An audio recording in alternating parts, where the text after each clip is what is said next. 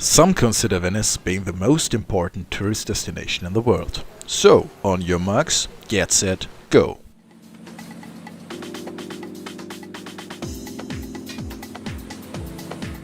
A flight should be the easiest way to reach Venice within reasonable time. For example, international connections are available from Montreal and Toronto when flying with a Transat, New York with Delta Airlines, Dubai with Emirates, Moscow with Aeroflot, and Paris, which is connected by Air France. If your plane is approaching Venice from the north, you possibly will be able to enjoy the beautiful Alps panorama right underneath your seat.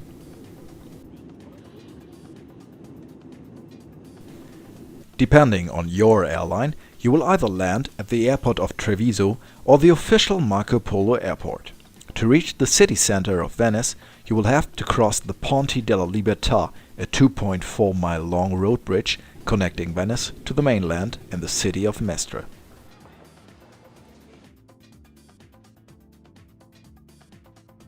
As railroad tickets are very affordable in Italy, the St. Lucia train station will be the best entrance to the city.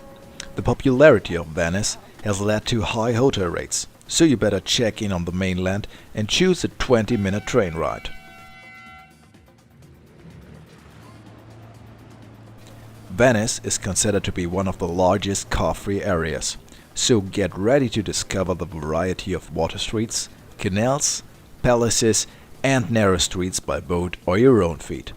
Although this sounds hard, you'll be able to admire scenic views like this one from the Ponte alla Accademia bridge.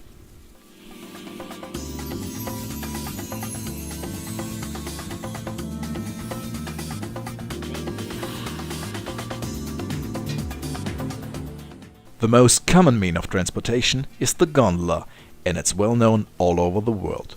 High demand has made the prices for a 40-minute ride rise up to €80 without any kind of music.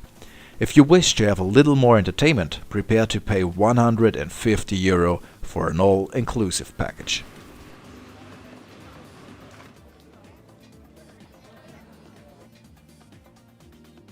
Welcome to the heart of Venice, the magnificent St. Mark's Square.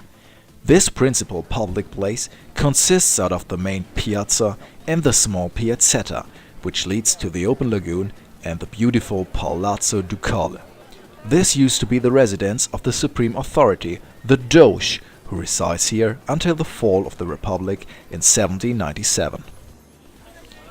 After stealing the supposed relics of St. Mark the Evangelist during a crusade, Venetian salesmen built up the St. Mark's Basilica, now marking the second highest building, right followed by the St. Mark's Campanile, which overlooks the lagoon with its 323 feet.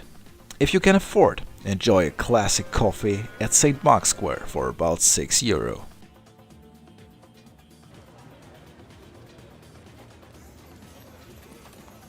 If you're looking for a nice souvenir, watch out for special drawings with collages of canals and the typical gondolas.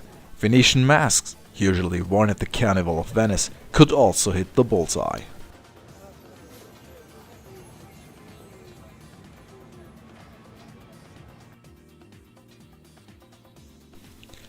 Venice is entirely surrounded by water, so you're highly recommended to do a boat tour along the Canal Grande at least once while you stay here.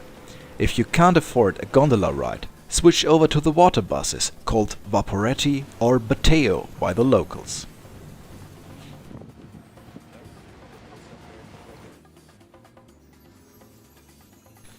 A single ride on a water bus line will cost you €6.50, so you better choose a flat rate ticket which is available for multiple time periods. When a boat is approaching the station, always check the availability of seats on the upper deck, as the interior view of a water bus may spoil your experience. My special recommendation for you? Ride on the Canal Grande right before sunset towards the Rialto Bridge. Enjoy these pictures.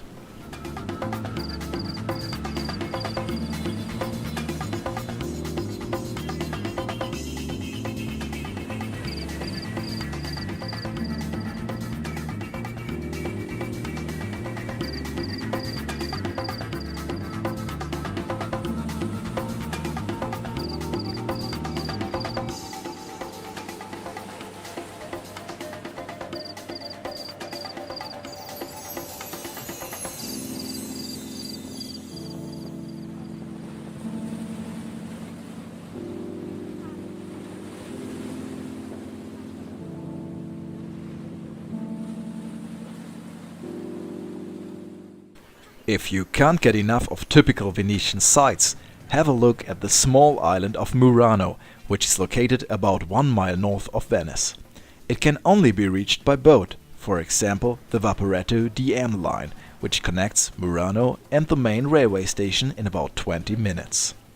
The small island is well known for its high-quality glassmaking and gaining reputation all over the world for centuries.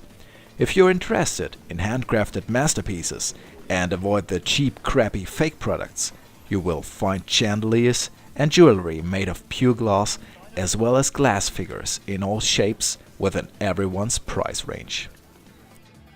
But nevertheless, also mind the architectural attractions of Murano while strolling along the trails beside the beaten tracks.